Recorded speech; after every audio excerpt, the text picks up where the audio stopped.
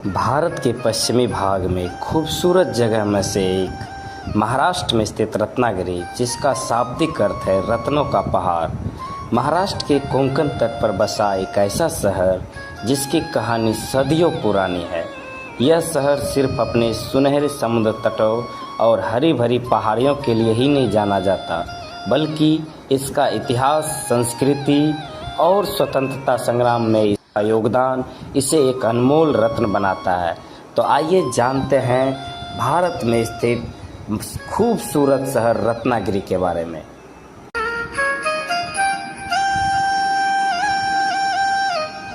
हाय दोस्तों, मैं उदय। स्वागत है हमारे YouTube channel my life partner में।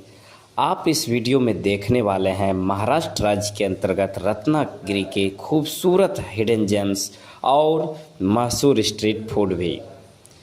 सबसे पहले आपको बताने वाले हैं रत्नागिरी का ज्योग्राफिकल एरिया के बारे में, जो है उत्तर से दक्षिण 225 किलोमीटर और पूरब से पश्चिम करीब 64 किलोमीटर। तो दोस्तों, करीब 8,208 स्क्वायर किलोमीटर में फैला यह कोंकण क्षेत्र अपने सौंदर्य और प्राकृतिक संसाधनों से भरा हुआ है। यहाँ आप भारत के किसी भी हिस्से से आसानी से रेलगाड़ी के माध्यम आ जा सकते हैं।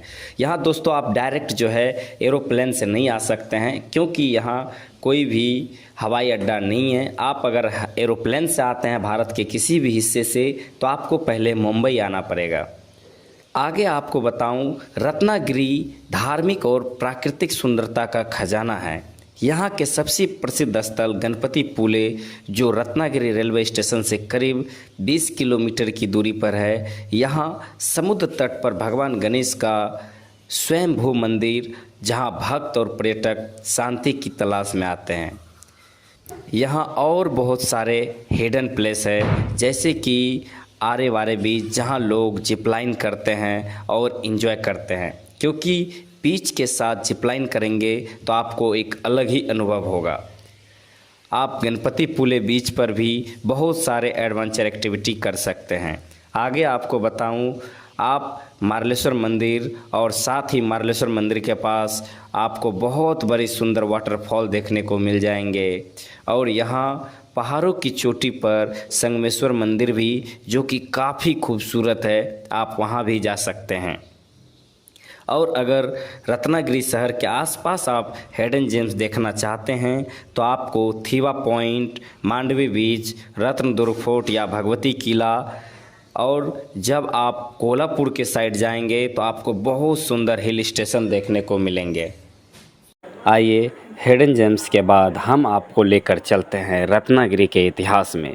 कहा जाता है रत्नागिरी का इतिहास उतना ही गहरा है जितना कि अरब सागर।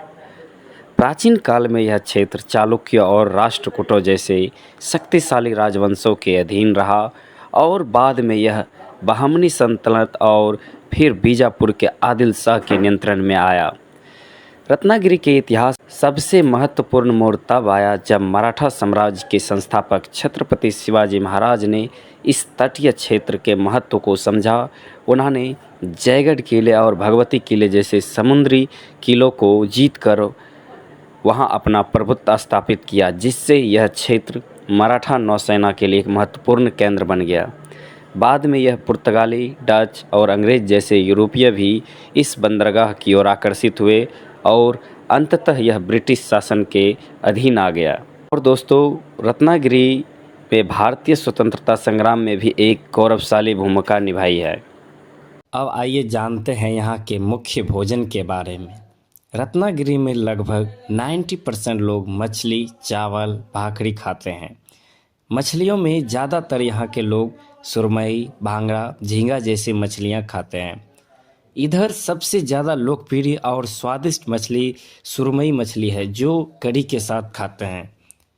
संक्षेप में बताऊं तो रत्नागिरी प्राकृतिक सुंदरता के साथ साथ स्वादिष्ट समुद्री भोजन और समुद्री जीवन को जानने के लिए एक बेहतरीन जगह है, जो पर्यटकों को आकर्षित करते हैं।